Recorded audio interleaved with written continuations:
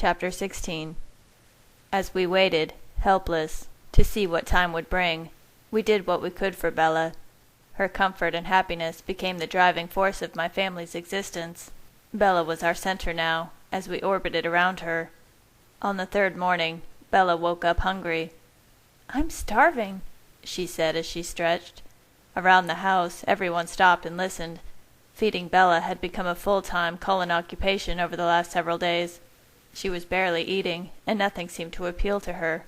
Carlyle was increasingly worried about her nutrition and strength, so if Bella showed any interest in eating, or requested a particular item, the Cullen family sparked into action. Hours had been spent shopping for groceries, poring over the computer for recipes, and cooking in the kitchen. Pancakes, French toast, pasta, soup, anything we could think of had been tried. Most of it ended up in the trash. Mostly she ate eggs, or nothing at all. Bella was, of course, horrified by this attention. She hated that everybody seemed to be going out of their way for her. She constantly begged us not to worry, not to go to so much trouble. But of course we did. What else could we do? Bella stood up. She was still sleeping on the couch. Bella claimed it was more comfortable there, and I didn't argue. I think neither of us wanted to share the room upstairs with Rosalie. "You know what sounds good?" An anticipatory silence fell over the house. "What, love?" I asked gently, brushing her soft brown hair back from her face. "A banana smoothie," she announced. I stared blankly at her. My eyes flickered to Rosalie, who was wearing the same blank expression. I smoothed my features into what I hoped was a knowing look. "Of course, I'm sure we have the ingredients for that," I said briskly. I forced myself to smile at her, and moved into the kitchen. Alice, Esme, and Emmett were already there, looking perplexed. Jasper was at the computer. "What the hell is a banana smoothie?" Emmett muttered in a low voice. "I have no idea," I whispered. "Got it," Jasper said as he entered the kitchen. Alice grabbed the recipe and scanned it. She was wearing the pinched, pained expression that was a permanent fixture on her face these days. She muttered. "We have all these ingredients, but I don't know about a blender." She looked around the kitchen. Cabinets started to silently open and close as we searched. Apparently, the well-stocked Cullen kitchen did not contain a blender. When it was clear we weren't going to find it, we all paused and looked at Emmett. He looked back darkly for a moment, then sighed, grabbed his keys, and stomped out to the garage. Emmett had become the family gopher, the only one to leave the house in the last few days. Rosalie and I refused to leave Bella's side, and Esme couldn't drag herself away, fearing she might miss the chance to help Bella in some way. Carlyle didn't dare leave right now, and Alice was not well enough to go. Of course Jasper wouldn't leave her, so that just left Emmett. He went back and forth to the grocery store at least once a day, and it wasn't just food that needed purchased. Second only to feeding Bella, entertaining Bella was the next priority. Emmett had made numerous trips to the movie store and various bookstores. We provided detailed lists of everything we thought Bella might enjoy. "There are thousands of books and movies in this house," he had groaned after making his third trip in 2 days. "How can there be more to buy?" But he went, grudgingly, because he loved Bella, as did the rest of us. While Emmett was out for the blender, I went back to Bella. It hurt to be away from her, even for only a few seconds. She was standing by the glass wall, looking down at the river. Her stomach had grown impossibly fast over the last 2 days, and I cringed in misery at the sight of it. Bella maintained that she was fine, but I had seen the faint shadow of pain cross through her eyes, watched her body flinch slightly in the night. I knew she was growing uncomfortable, and the implications of this haunted me. During the past couple of days, it had felt like I existed in some sort of alternate state, for it could only be some cruel alternate reality that Bella would have a shadow of pain and death hanging over her, by my hand, and I would stand aside, as if shackled, doing nothing to stop its approach, and that was what it felt like. Her growing stomach was the physical manifestation of this threat, and as it stretched and contorted her fragile frame, its rapid, unrelenting growth mocked me, pulling the dark shadows closer. I clenched my fist against the lash of guilt and anger, struggling to remain in control. I breathed in deeply, composing my face, and went over to her. I took her hands, pulling them around my neck. "Hi," I said, smiling down at her. "Hey." Her answering smile was bright. I cradled her lovely face in my hands, trying to look past the fact that it was too pale and too thin. I stroked her cheeks with my thumbs, watching the blush rise under my fingers. She caressed my head, her small, warm hands carving paths through my hair. Her hand slid down my neck, under my collar, to press hot against my skin. She pulled me toward her, and I leaned down, reacting to her touch. The thousands of pounds of despair that constantly pressed in on me lifted slightly as her warm lips touched my icy mouth. I breathed her in, intoxicatingly painful, and slid my hands down her back, pulling her body closer to mine. The bulge of her stomach pressed against me then, inescapable, and yet, somehow, wholly unexpected. I involuntarily froze. Damn. I could not seem to control my reaction to this physical reminder of the nightmare. I tried to recover, but Bella realized what had happened. She stiffened and dropped her arms, pulling her mouth slightly away from mine. I was hurting her again. I kept my eyes closed, cursing myself, ashamed. I kept her pressed close to me and trailed kisses down her cheek to her neck, but her hand stayed at her sides. Her stomach, and what was inside of it, remained like an iron wall between us. I pulled back and looked into her eyes. They were surprisingly unemotional. Maybe she was becoming accustomed to my callous behavior. I released her, all except for one hand, which I brought up to my lips. I kissed the back and then her palm, and pressed it, soft and warm, to my chest. Her eyes softened, forgiven yet again. "Want to go for a walk with me later?" I asked her gently. Carlyle wanted us to encourage her to exercise, to keep her muscles fit. She smiled and nodded. I saw Rosalie glance at me through the corners of her eyes, her mind already suspicious. "Please feel free to join us, Rosalie," I said darkly. "You can bet on it," she thought. Rosalie had been out of control the past couple of days, hovering relentlessly around Bella, feeding the suspicion that Carlyle and I could not be trusted. She had only allowed Carlyle to do his cursory exams on the couch. Carlyle bore it with patience. I could not. I held my lips in a tight line, choking back the words I wanted to fling at her. We stood in silence for a while, Bella watching the river while I watched her. What could she be thinking right now? The distance remained, although we were together every moment. It felt like we floated, circling around each other on opposite sides of a sphere, so far apart on what was happening there was no way to come together. I heard a car coming up the drive. Emmett. His thoughts were pleased. He had managed to find a blender at the store and forks. I squeezed Bella's hand, and then went into the kitchen. "Success," he announced in a low voice as he entered the kitchen. Alice and Esme had already prepared the ingredients and put them into the blender. We watched as it ran, the ingredients churning into an unappealing grayish color. Esme took off the lid, and we leaned over to look. Everyone jumped back. The smell was revolting. Even given all the time we had spent cooking the last few days, no one had gotten over the revulsion of human food. But this was particularly bad. Esme poured it slowly into a tall glass. It was thick and chunky. Emmett gagged and left the room. I stuck a straw in it and carried it out. The others waited in the kitchen. We didn't want Bella to feel too much pressure to try it. I handed her the glass and stood back, rather horrified that anyone would want to ingest that substance. I saw Rosalie wrinkle her nose at the smell, but Bella drank it down quickly, not even using the straw. "That's good," she said, smiling up at me. I sensed Carlyle's pleasure from upstairs. He was glad to hear that she was eating and enjoying something. When Carlyle was not caring for her, he was struggling to find information, combing through old books of legends and stories.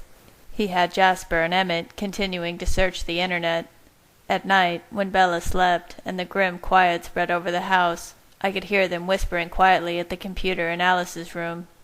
Bella leaned back, contented against the couch, and then before my eyes turned a pale shade of green. She lurched forward, vomiting onto the couch. "Bella!" I gasped in shock, and gathered her in my arms. She had only vomited a couple of times since we had returned from Isle Esme, and we thought it was something that had passed. She moaned and leaned against me. "I'm so sorry," she gasped into my shirt. "Oh, Bella, no," I said gently. "Don't be sorry. You should never be sorry." I kissed her clammy forehead and wiped her face gently with a towel Alice had quickly brought. Alice and Esme worked swiftly to clean away the mess, while Bella leaned against me. I noticed Rosalie sitting frozen, horror on her face. Some caretaker, I thought grimly. My clothes, thought Rosalie. I snorted. She looked at me darkly. Esme, you'll stay? She asked quickly. Esme nodded, and Rosalie disappeared upstairs. It's okay, sweetheart, I whispered to Bella, smoothing her hair back. You'll feel better now. Almost as if in response to this, Bella vomited again. Esme was ready with a small bucket this time, but as she moved away to clean it, Bella suddenly moaned and bent over the floor, getting sick again. Esme and I exchanged uneasy looks. I glanced up at Carlyle, standing behind the couch, but as my eyes moved to his, Bella violently retched again, sliding off the couch onto her knees on the floor. "Bella!" chorused several voices in alarm. Carlyle was around the couch in a flash, and we gently lifted Bella up, sitting her back against the pillows of the couch. Her hands were shaking, and I clutched them in one of mine, pressing them to my lips. Then I reached around her to pull her body, still trembling against my chest. "You're okay. You're okay," I chanted, rocking softly, wishing more than anything it was true. I kept waiting for it to stop, but Bella vomited repeatedly over the rest of the day. She could not keep anything down. She was desperately thirsty, but even the smallest sip of water came back up. Carlyle took over, and with his calm manner insisted Bella wait for a long while before drinking again.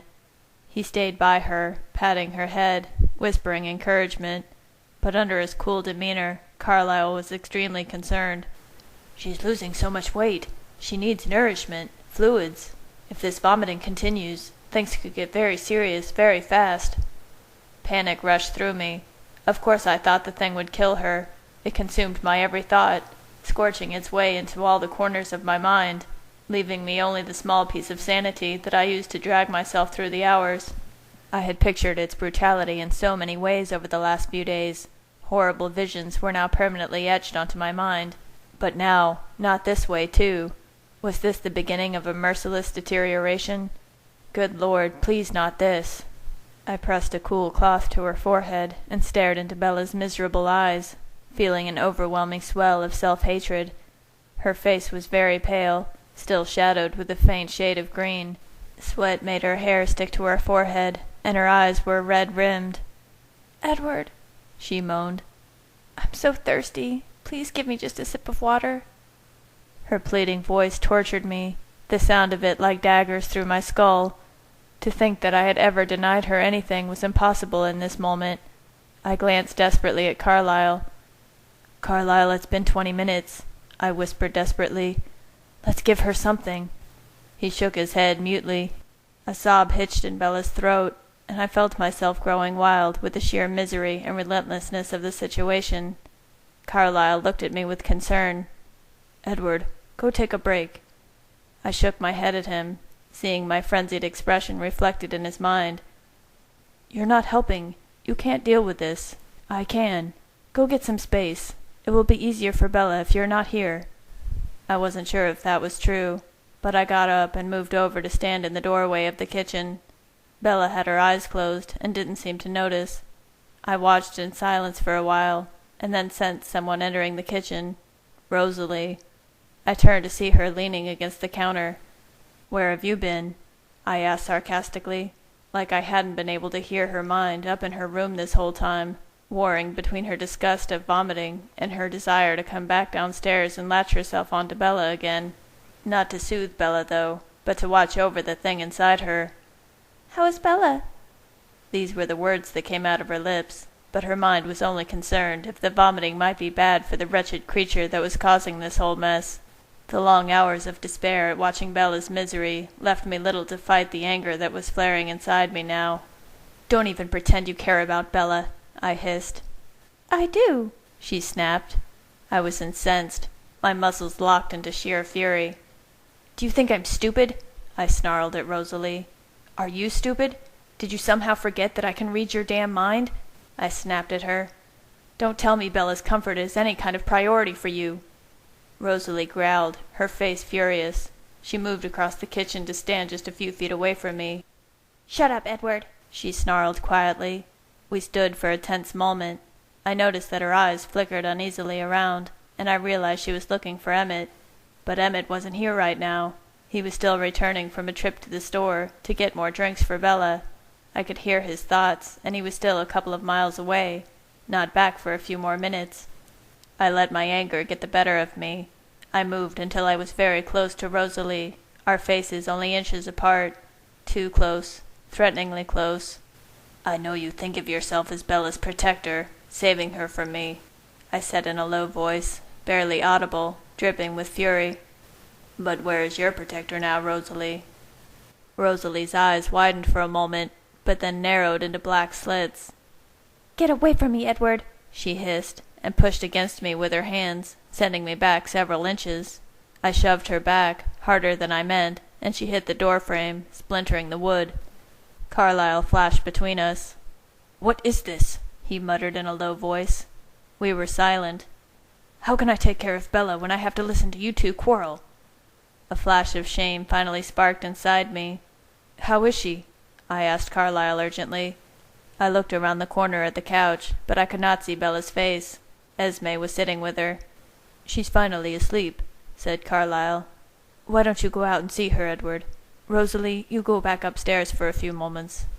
"No, I won't," snarled Rosalie. "Yes, you will." There was a hard edge to Carlyle's voice. "Esme is with Bella, and I promise you that she won't leave her side until you return." Carlyle looked at Rosalie, his eyes flat. "You do still at least trust Esme, don't you?" I was surprised by the biting tone of his voice. Bella's deteriorating health had pushed him too much for one day. Rosalie stared back, her expression enigmatic, and then turned and disappeared. Carlyle slumped a little after she left, leaning against the wall as if for support. I started to go, and then turned around. "Carlyle," I said in a low voice. He looked at me. He sighed, seeing the panic and the desperate questions in my eyes. "The fetus is making her very sick, Edward. I'm not sure why, or what it means yet. I'm sorry." I nodded, and then rounded the corner and started towards Bella. Jasper was standing silently at the bottom of the stairs, looking at me. He had been there the whole time, waiting, but had chosen not to interfere. He nodded once at me, and then disappeared up the stairs back to Alice. I headed over to Bella, hearing a car pull into the garage. There would be hell to pay from Emmett, but it was worth it. I doubted, though, that he would ever leave Rosalie here alone again. Probably very wise. Bella lay on the couch asleep. A shaft of sunlight fell across her face, which shined slightly with the sheen of sweat. I pressed a hand to her cheek, and it was too cool. My fingers brushed her lips, rougher than usual from the lack of fluids, but still soft and warm compared to my icy stone hand. I slid my hand around to the back of her head, burying it in her soft hair, which glistened with red strands pulled out by the sun. I bent down and kissed her forehead gently. Then I gathered her into my arms, careful not to wake her, and sat on the couch. Esme moved over to sit next to us. "Edward," she said tentatively. I looked into her soft golden eyes. "I know that you are not happy with Bella's choice, but you must understand that motherhood is a powerful, wonderful thing. Having a baby was the single greatest moment of my human life." I ground my teeth together, infuriated that she was buying into Bella and Rosalie's delusions of a baby.